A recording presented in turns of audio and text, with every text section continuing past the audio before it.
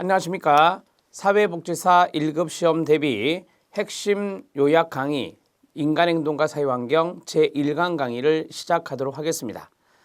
핵심 요약 강의는 이전에는 우리 컨텐츠에 있지 않았던 강의입니다. 여러분들 교재 앞부분에 보면은 사회복지사 1급 시험 소개가 있고 그 다음에 사회복지사 1급 시험의 합격에 대한 전략이라든지 또는 합격의 어떤 출제 경향 이런 것들과 마지막으로 한국산업인력공단에서 발표한 출제 영역까지 들어 있습니다. 이 내용은 제가 사회복지사 1급 시험 오리엔테이션 강의에서 해드렸습니다. 그 내용을 참고해 주시면 됩니다. 홈페이지에 보시면 오리엔테이션 강의가 샘플로 있습니다. 그거를 한 2번 정도는 봐주시고 좀 빠른 속도로 봐주시고 이 시험을 어떻게 하면 합격할 수 있구나라는 것을 꼭 판단해 주시기 바랍니다. 자, 우리는 이제 핵심 요약 강의를 하는 데 있어서 이 핵심 요약 교재가 나눔 CPS에서 오래전에 나왔었습니다. 그런데 이것을 대학 특강 교재로 써서 우리가 mp3 파일을 여러분들에게 지식 공유 차원에서 해드린 적이 있습니다. 이번에는 스튜디오에서 촬영을 해서 여러분들에게 영상 서비스를 하게 되었습니다.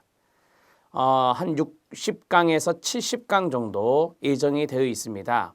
한 40분에서 45분 정도 매강 강의가 진행될 겁니다. 40분 정도 하려고 마음먹고 있고요.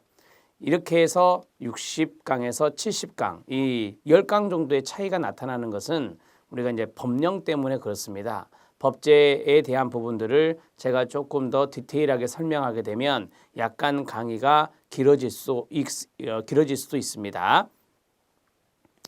핵심 요약 강의는 판서를 많이 하지 않겠습니다. 이미 심화이론 강의에서 판서를 많이 했고 거기에 대해서 핵심 요약에 대한 부분들을 여러분들이 알다시피 손글씨 서브노트로 만들어서 제공해 드리고 있었어요.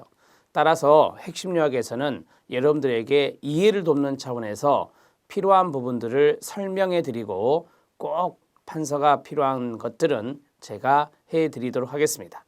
그 점을 미리 말씀드립니다.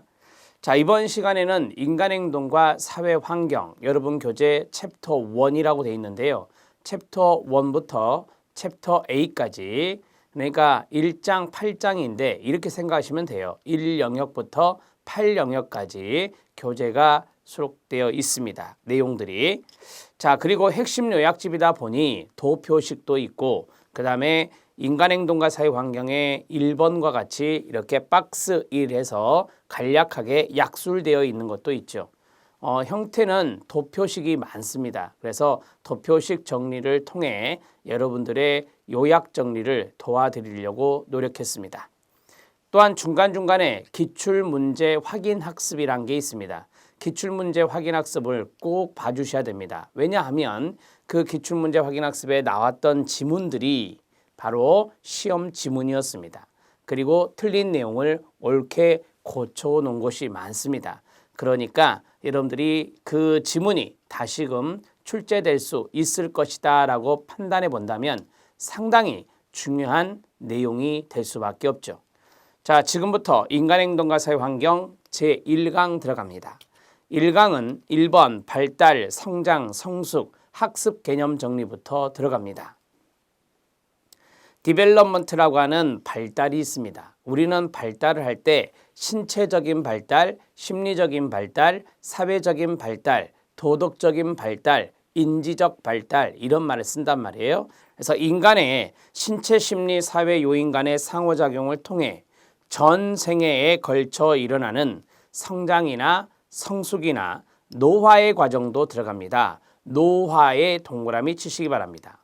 우리는 이 발달이라고 하는 것이 조금 이렇게 상승적인 변화만 생각할 수 있는데 그게 아니라 노화도 들어가 있는 걸 보면 이렇게 진행된다라고 하는 것을 볼 수 있습니다.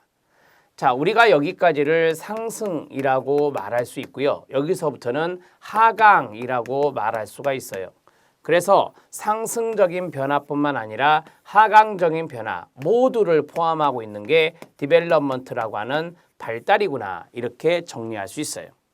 물론 변화만 일어나는 것은 아닙니다. 안정이 유지되는 경우도 있어요. 예를 들어서 청년기가 있죠. 청년기가 바로 안정이 유지되는 시점이고 중년기 때부터 신진대사의 저하가 일어나면서 노화가 시작된다라고 하거든요. 그래서 발달은 변화뿐만 아니라 안정도 포함하고 있는 것이구나 라고 보시면 되겠습니다. 이 변화에는 상승적인 변화뿐만 아니라 하강적인 변화까지 모두 포함하고 있다. 자, 그 다음에 2번 성장 들어갑니다. 성장은요, 양적 증가가 중요한 단어입니다. 우리가 보통 청소년들이 키가 쑥쑥 클 때 성장통을 경험한다라고 해요. 제가 이제 금방 키가 쑥쑥 클 때라고 했죠. 이런 것들이 바로 양적 변화가 되겠습니다. 연령 증가에 따라 자연스럽게 발생하는 신체적 측면의 양적 변화입니다. 양적에 동그라미 치고 성장입니다. 그렇습니다. 그 다음에 머투레이션이라고 하는 성숙이 있습니다. 성숙은 질적인 요소입니다. 성숙은 질적인 요소예요. 자, 자녀가 청소년기 때 여드름이 날 수 있습니다. 이 여드름이라고 하는 것은 되게 유전적인 요인이 있다는 것 알고 계시죠? 부모님이 여드름이 많이 났다. 그러면 자녀들에게도 여드름이 나타날 확률이 높죠. 이런 유전적인 부분들, 그러한 것들이 강하게 작용해서 신체에 나타나는 질적인 변화예요. 그것을 우리는 너 많이 성숙해졌구나. 성숙이란 단어를 쓰는 거예요. 성장을 기초로 해서 나타나는 끊어요. 신체 내부의 생리적, 생화학적인 질적 변화를 말합니다. 여기서 중요한 것은 생리적, 생화학적인 질적 변화입니다. 거기에 밑줄 쳐주시기 바랍니다. 거기 밑에 이걸 쓰면 돼요. 유전이라든지 호르몬이라든지 이런 것 등이 영향을 준다 이 말입니다. 자, 생리적인 측면이나 생화학적인 측면에 이런 것들이 있고 이런 것들이 바로 질적인 변화를 일으키게 하는데 그것을 성장이라 하지 않고 성숙이라고 합니다. 자, 성숙은 질적 변화인데 유전과 호르몬 등의 영향이라고 했습니다. 따라서 성숙은 경험, 학습, 경험과 훈련이라고 쓸게요. 경험과 훈련에 의하지 않는 것입니다. 경험하지도 않고 훈련하지도 않는 것이 성숙이다. 이렇게 보시면 돼요. 그러면 경험과 훈련을 제가 왜 썼느냐? 바로 밑에 있는 학습과 구분이 되는 겁니다. 학습은 외부 환경이나 경험에 의해 경험의 동그라미 나타나는 비교적 지속적인 행동 변화를 말합니다. 우리가 이제 학습이라고 하는 것은 외부 환경의 영향을 많이 받죠. 그래서 외부 환경이라는 단어도 중요하지만 여기에서는 경험이라든지 훈련 이런 것들을 통해서 학습이 나타나는 것입니다.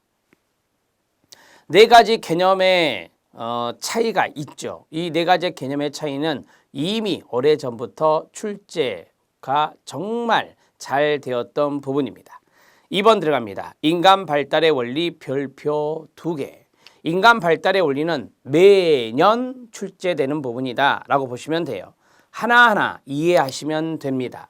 제가 말씀드린 것 그것이 틀린 지문이다 라고 생각하시면 되고요. 교재에다가 바로 써주시면 됩니다. 발달에는 일정한 순서가 있습니다. 누적적이다 라고 합니다. 이행 과정이란 게 있어요. 앉고 그 다음에 서고 그 다음에 걷는 겁니다. 앉고의 1, 서고의 2, 걷는다의 3입니다. 이 순서대로 이루어진다라고 하는 것이 바로 1번입니다. 여러분 순서는 일정하다라는 뜻이잖아요. 순서, 발달의 순서는 일정하다. 그런데 이런 거 쓰셔야 돼요. 순서는 일정치 않다. 일정하지 않다. 그럼 이게 X가 된다 이 말입니다. 이렇게 정리하시면 됩니다. 자, 누적적이라는 말도 아시겠죠? 누적적. 자, 앉고 나서 그 다음에 선다. 그 다음에 걷는다. 그 그러면 걷는 시점에서는 모든 것이 다 이루어질 수 있는 겁니다. 이걸 누적적이라. 2번 발달은 일정한 방향으로 진행됩니다. 그러면 똑같은 방법으로 방향은 일정치 않다 그러면 X가 됩니다. 방향도 일정합니다. 상부에서 하부로 이루어지고 중심에서 말초로 이루어지는 겁니다. 그게 바로 일정한 방향입니다. 그러면 두미 발달부터 보죠. 상부에서 하부로. 상부는 머리 쪽이고 하부는 팔, 다리가 되겠습니다. 근원 발달이라는 게 있습니다. 근원, 가까울 근, 멀 원자. 그러면 중심에, 즉 심장에서 가까운 것을 근위부라고 하고 심장에서 먼 쪽을 원위부라고 합니다. 그러면 가까운 쪽은 뭐가 되죠? 네, 중심. 여기는 말초가 되는 거예요. 자, 중심 근위에서 말초 원위로 발달이 이루어지는데 거기 보면 심장, 그 다음에 손가락, 발가락이 있습니다. 심장에서 손가락, 발가락까지 간다 이 말이에요. 손가락, 발가락은 말초가 되고 심장은 중심이 됩니다. 이걸 다른 말로 우리가 몸통에서 사지라고 합니다. 몸통에서 사지라고 합니다. 이런 것들도 유사어가 되겠습니다. 자, 또한 우리가 이런 것도 있어요. 여기에 있는 근육들은 상당히 큰 근육들이 많고 말초는 작은 근육들이 많습니다. 그래서 대근육에서 소근육으로 모두 다 맞는 내용이고 같은 맥락입니다. 자, 3번입니다. 세분화 발달의 별표 하나. 자, 세분화 발달은 전체적인 활동에서 특수화된 활동으로 라고 했습니다. 전체의 동그라미 치고 특수의 동그라미 치세요. 물건을 잡을 때 손 전체를 사용하다가 나중에는 손가락을 사용한다는 것입니다. 이것이 하나의 사례가 될 수도 있는데 제가 더 쉽게 말씀드리면 전체에서 특수다 이렇게 말했죠. 전체에서 특수 활동이다 이렇게 정리했는데 이것을 가지고 이야기할 수 있어요. 여러분, 우리가 몸통을 움직이면 전체가 움직이게 됩니다. 몸통, 체관을 움직이면. 그런데 여기 있는 사지에 있는 것을 움직이면 그 부분만 움직이는 거예요. 그래서 특수한 것이 먼저가 아니라 전체적인 건 먼저고 나중에 특수한 거예요. 우리 시험에 이걸 뒤바꿔서 냈어요. 이렇게 특수적인 활동에서 전체적인 활동으로 이렇게 하면 틀리게 됩니다. 자, 이제 3번 들어갑니다. 발달에는 개인차가 있다는 것 알고 계시죠? 발달에는 일정한 순서가 있지만 유전인자나 환경에 따라서 발달의 속도는 다릅니다. 여기가 이제 중요한 부분이에요. 시험에 많이 나왔었거든요. 속도는 일정하다 하면 안 돼요. 속도는 일정하다 하면 안 되고 속도는 일정하지 않습니다. 왜냐? 개인차가 존재하니까. 거기에 보면 유전, 인자, 환경, 사람마다 틀려요. 그래서 발달 속도가 달라요. 개인차에 가로치시면 됩니다. 네 번째, 발달은 계속적, 연속적인 과정이지만 끊어요. 발달 속도는 일정하지 않기 때문에 비동시적 성장, 즉 신체 부위에 따라 성장 시기나 성장 속도가 다른 현상이 나타나게 됩니다. 발달 속도가 일정하지 않다는 것은 이미 말씀을 드렸고 그 다음에 거기 보면 연속적 과정이라는 것이 있죠. 자, 우리가 발달 단계라는 것이 있어요. 이렇게 가는 겁니다. 마지막은 노년기가 되겠죠. 이런 것들을 우리가 연속적 과정이라고 하는 거예요. 무슨 과정이란다? 연속적 과정이라고 하는 거예요. 그러면 여기에서 이렇게 반대로 가지 않죠. 발달 단계가 반대로 가지 않아요. 이것까지 같이 엮어서 말씀드리면 비가역성이라고 말합니다. 앞으로 되돌아가지 않으니까 비가역성이 있다 이렇게 보시면 되죠. 이쪽 방향으로 연속적으로 가는 것이고 거슬러 올라가지 않기 때문에 비가역성이란 것도 있다 이렇게 보시면 됩니다. 5번입니다. 발달에는 결정적 시기가 있다라고 합니다. 결정적 시기를 다른 말로 최적의 시기라 합니다. 밑에 최적의 시기의 밑줄. 발달에는 발달이 가장 용이하게 이루어지는 최적의 시기가 있습니다. 발달이 계속되는 것이 아니죠. 인지 발달 측면이, 신체 발달 측면이 잘 되는 최적의 시기가 있다라고 하는 겁니다. 대개 일반적으로 인지적인 발달은 17세에서 18세가 정점이다라고 하거든요. 그래서 그때가 바로 결정적 시기, 최적의 시기라고 이야기하는 겁니다. 7번째입니다. 6번째입니다. 발달의 각 영역은 상호 밀접한 연관이 있습니다. 거기에 보면 신체적인 거나 인지적인 거나 사회적인 거나 정서적인 영역, 여러분 따로따로 아니에요. 다 연관되어 있어요.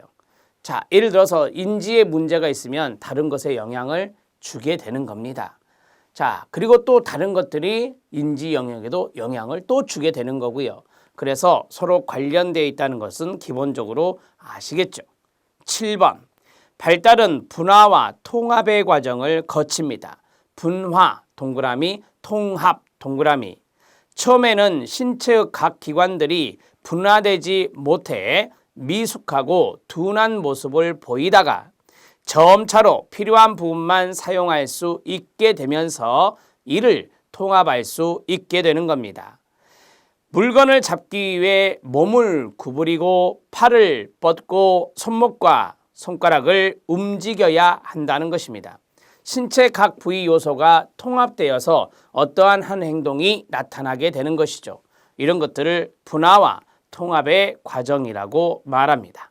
처음에는 분화가 잘 되지 못해서 미숙하게 됩니다. 그러면서 신체 각 기관이 자기 나름대로의 기관에 분화된 어떤 기능을 해요. 그러한 것들이 또 나중에는 합쳐져서 거기 나온 대로 어떠한 행동을 통합할 수 있게 된다라고 하는 것입니다. 우리 인간은요, 가장 먼저 분화가 되지 않습니다. 미분화의 과정을 거친다. 미분화가 됐다가 그 다음에 분화의 과정을 거치고 그 다음에 통합하게 된다. 이렇게 돼요. 통합하게 된다. 우리 인간은 아시잖아요. 먼저 체세포입니다. 체세포. 체세포가 태어나서 성숙한 하나의 인간으로 발달해 나가는 건데 여기에서 미분화된 미숙한 존재였지만 각 기관의 분화가 이루어지고 그 다음에 행동을 통합하게 되는 겁니다. 물건을 잡을 때나 밥을 먹을 때나 샤워를 할 때나 이런 것들이 다 통합된 것이 되어야 가능한 것입니다. 자, 8번 들어갑니다. 발달은 유전과 환경의 상호작용에 의해서 나타납니다. 여기서 중요한 것은 유전과 환경의 상호작용이에요. 가로 묶어주시기 바랍니다. 자, 유전의 영향만도 아니고 환경의 영향만도 아닙니다. 둘 다 중요하다는 겁니다. 대개 발달의 초기 때는 유전이, 발달의 후기 때는 환경이 영향을 많이 주게 되는데 어찌됐든 두 가지 모두 다 작용하기 때문에 유전과 환경의 상호작용이라고 말합니다. 발달의 양상은 예측이 가능합니다. 예측 가능에 동그라미 쳐주시기 바랍니다. 출생 전후의 환경 조건에 의해서 지체될 수도 있고 부분적으로 촉진될 수도 있습니다. 또 하나, 여러분들이 알다시피 많은 학자들이 발달 단계에서 어떤 과업을 이루어야 되는지를 이야기하고 있어요. 학문적으로. 따라서 발달의 양상은 충분히 예측할 수 있습니다. 10번째입니다. 모든 발달 시기마다 그 시기에 대한 사회적 기대가 있습니다. 이것을 쉽게 말씀드리면 발달 과업을 이야기하는 겁니다. 발달 과업이 있다라고 하는 것이에요. 자, 예를 들어서 청소년기다. 청소년기의 발달 과업은 자아 정체감 형성입니다. 이러한 것들이 중요하다 이 말이에요. 이런 것들이 사회적인 기대감이다. 노년기의 발달 과업은 에릭슨에 의하면 자아 통합입니다. 삶을 반추했을 때 그것을 후회하지 않고 다가올 죽음을 의연하게 받아들이고 기다리고 수용하는 그러한 것이 우리가 말하는 자아 통합성이라고 합니다. 이런 것들이 노년기에 발달 과업이 되는 거예요. 갑니다. 사회적 기대를 갖고 있는 부모 및 교사들은 각 시기에 아동들이 환경에 잘 적응해 가기 위해 이루어야 할 발달적인 변화 및 발달 과업이 무엇인지를 알고 이들을 지도하는 과정에서 영향을 미치게 됩니다. 지금 아동이 나왔습니다. 아동기의 발달 과업은 에릭슨에 의하면 근면성입니다. 이 근면성에 의해서 학습 능력, 친구 사귀는 능력, 사회성이라고 하죠. 사회성 능력, 그 다음에 신체적인 운동 발달 능력이 이루어지는 겁니다. 자, 이제 11번째 별표 하나, 점성의 원리가 나왔습니다. 발달은 점성성을 갖는다라고 했는데요. 이 점성의 원리는 에릭슨이 제시한 겁니다. 에릭슨의 별표 하나요. 이전에 이루어진 발달의 기초 위에서 끊어요. 다음 단계의 발달이 이루어지게 되는 겁니다. 자, 1단계가 잘 발달 과업이 이루어지면 2단계가 수월해지겠죠. 이런 것들을 우리가 점성의 원리라고 합니다. 이전 단계의 발달 과업은 다음 단계에 영향을 미치는 겁니다. 다음 단계의 발달 과업은 이전 단계의 영향을 받는 거예요. 이런 것들을 우리가 점성의 원칙, 점성의 원리라고 합니다. 발달은 특히 이전 단계의 발달들이 함축되어 끊어요. 전반적으로 영향을 미친다는 원리가 되겠습니다.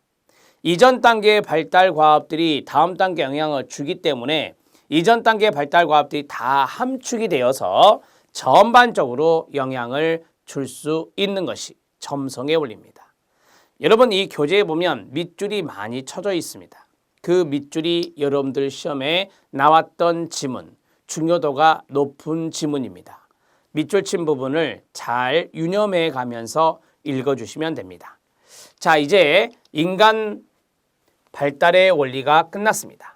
발달의 원리는 항상 한 문제라고 생각을 해 주셔도 무방합니다.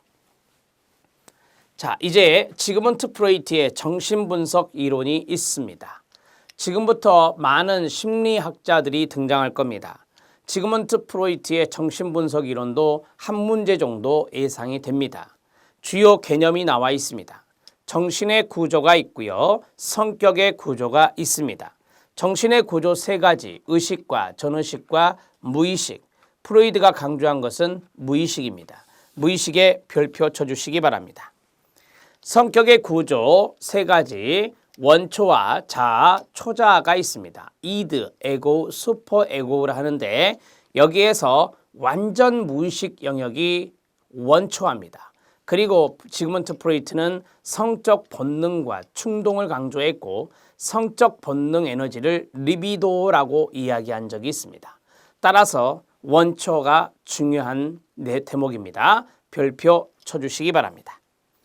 자, 그 다음에 넘기시면 그림이 하나 있고 4번에 프로이드 정신분석 이론의 심리, 성적 발달 5단계가 있습니다. 심리 성적 발달 5단계는 구, 항, 남, 잠, 생 이렇게 외우시면 됩니다. 앞 글자에 동그라미를 쳐주시기 바랍니다.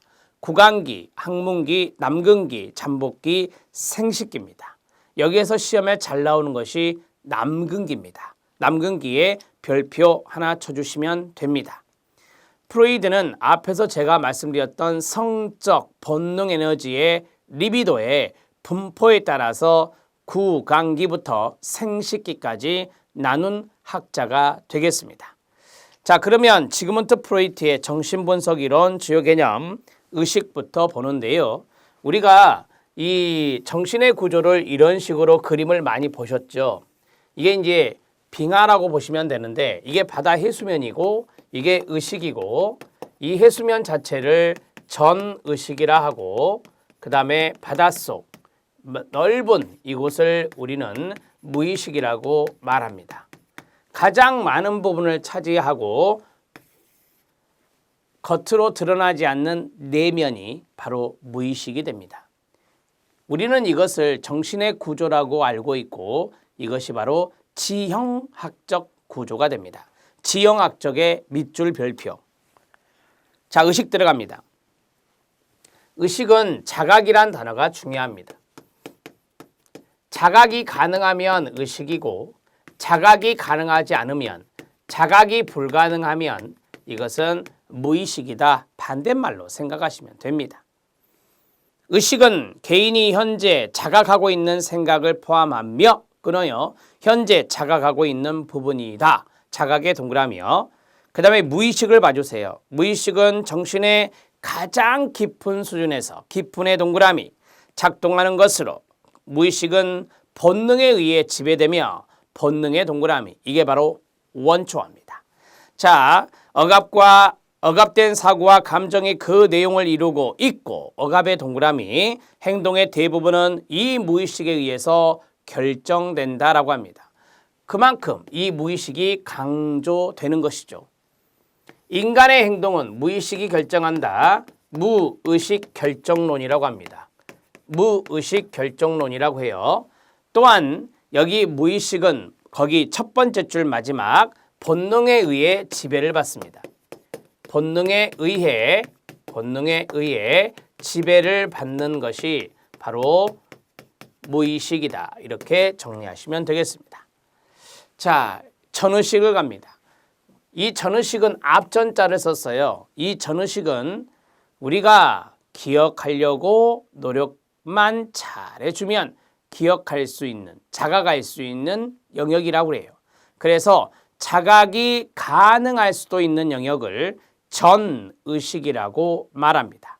여러분들이 시험을 볼 때 이거 생각이 날 듯 말 듯한 경우가 있어요. 그게 바로 의식도 아니고 무의식도 아닌 전의식과 연관되는 겁니다.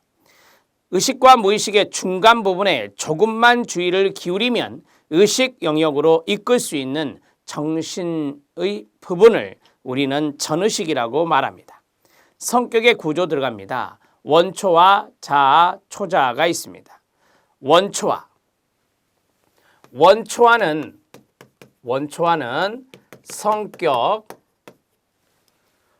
원초아는 성격의 구조에서 본능과 충동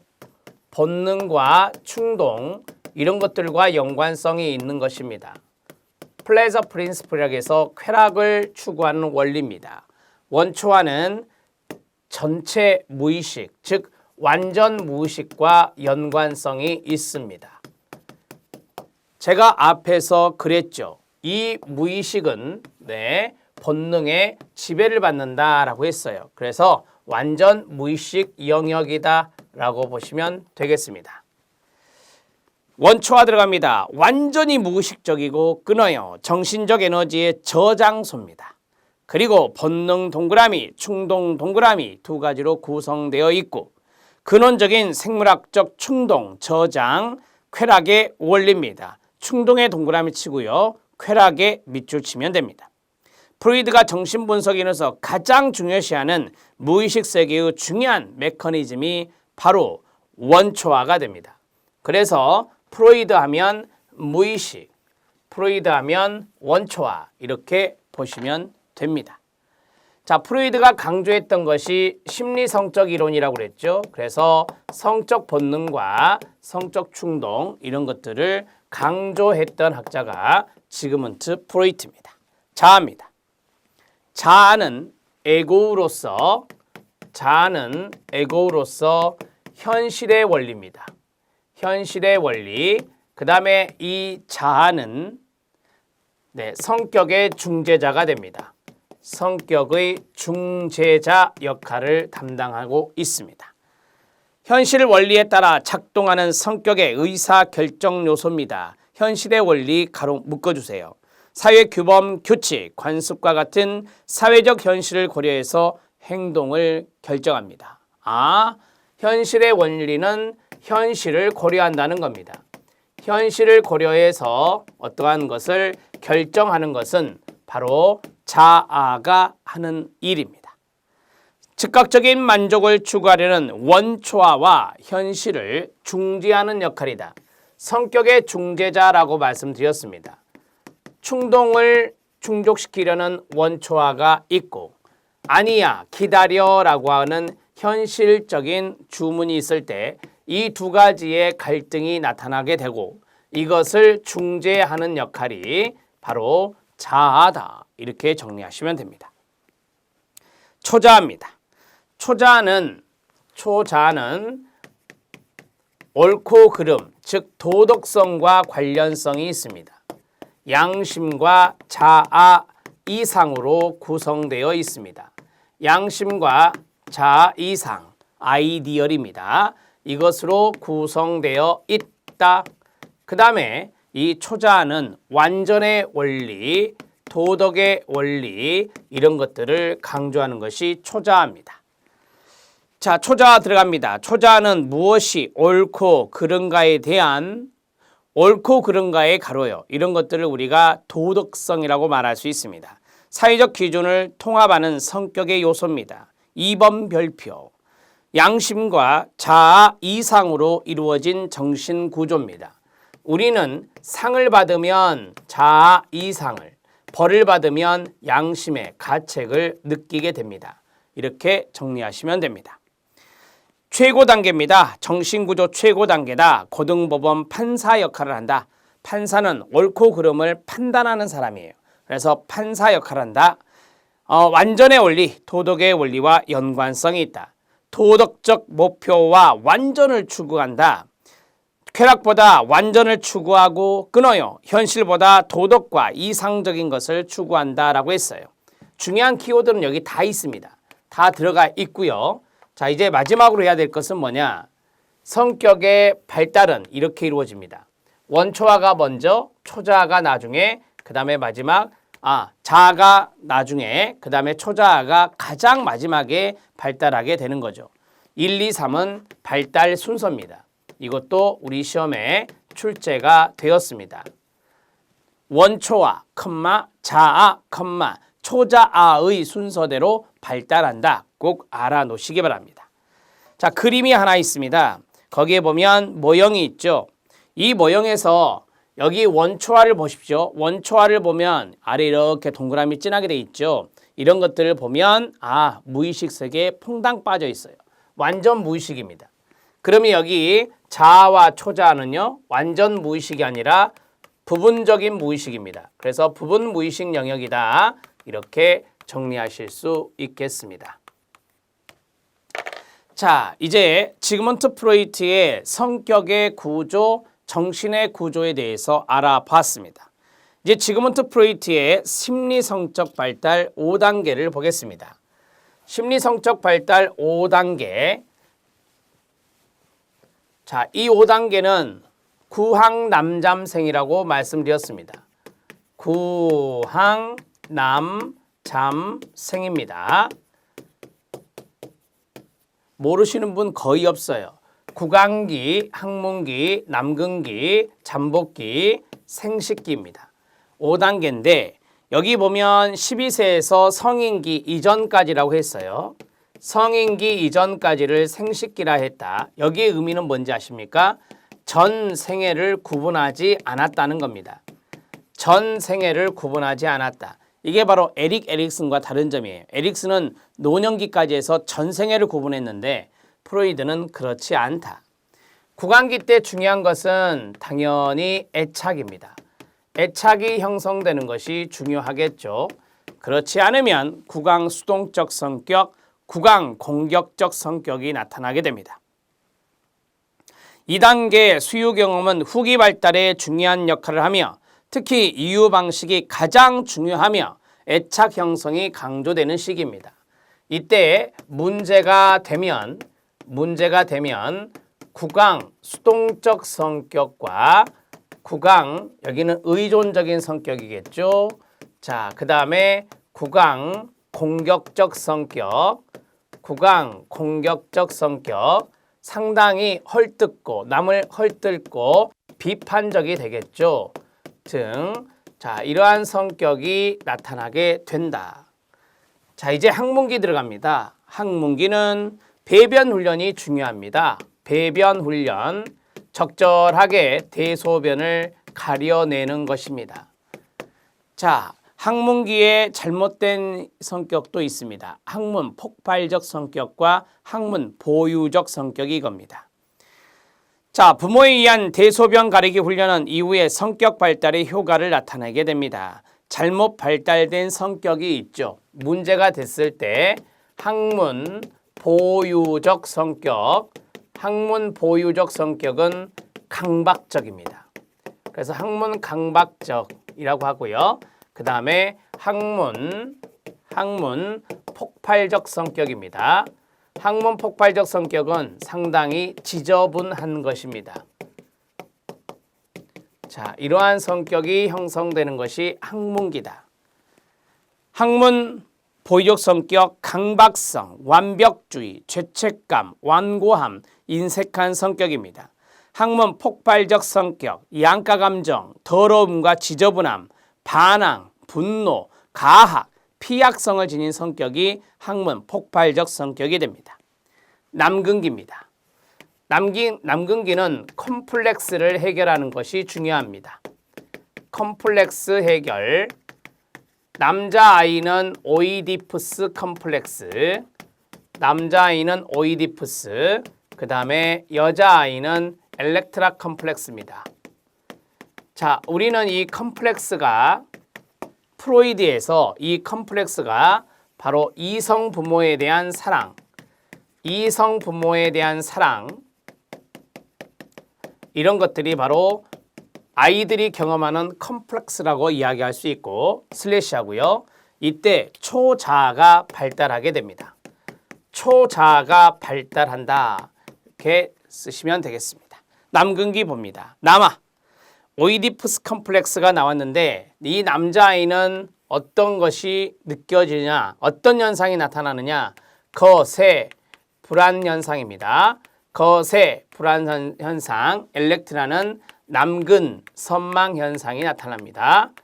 교재에 있으니 써드렸습니다.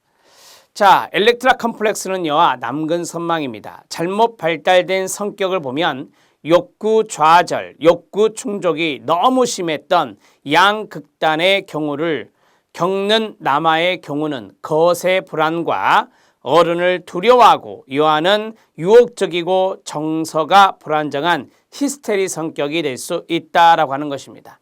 그냥 여러분들이 여기에 있는 것들만 정리하셔도 됩니다. 잠복기 들어갑니다.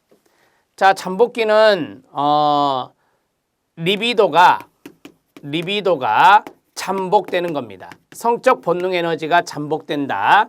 그러면 동성 친구와의 관계, 이성 친구가 아니라 동성 친구와의 관계가 중시되고 이때 바로 성적 욕구의 잠복으로 인해 승화라고 하는 승화 현상이 나타나게 되는 것입니다.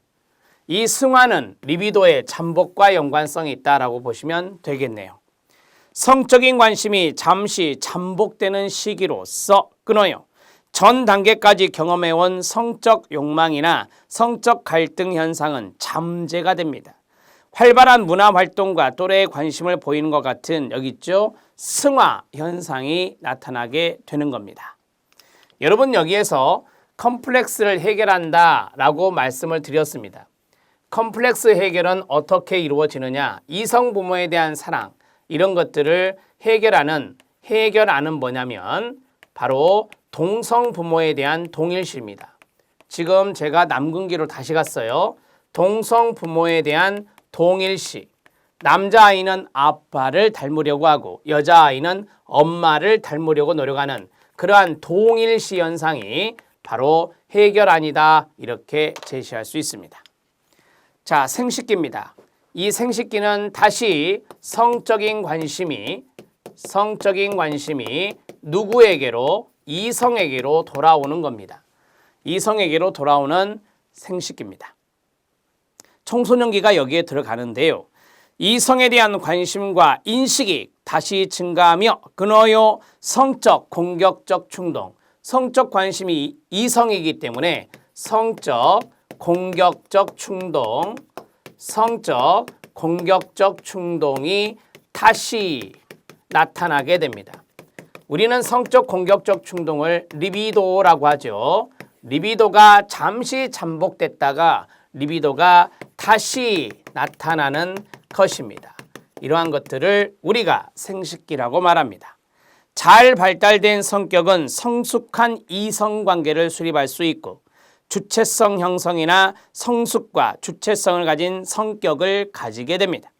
잘못 발달된 성격은 과거 잘못된 발달 단계에 사로잡혀 정체성 혼란이 옵니다. 정체성 혼란의 가로 이 생식기가 바로 청소년기가 여기에 포함된다라고 했습니다.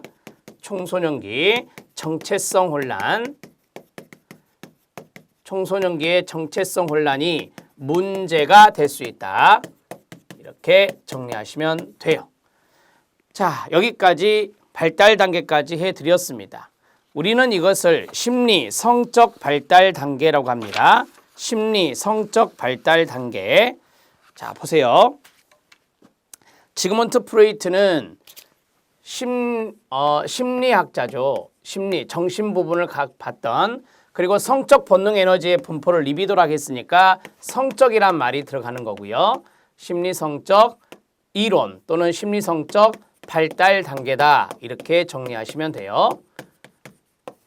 심리 성적을 썼던 이유를 아시겠죠? 이게 바로 지그문트 프로이트와 연관성이 있다.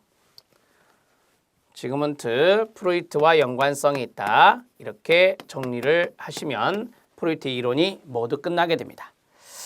자, 여기까지가 1강 강의고요. 다음 시간에는 안나 프로이트, 지그문트 프로이트의 막내딸인 안나 프로이트의 자아 방어 기제 이론에 대해서 공부하도록 하겠습니다. 수고하셨습니다.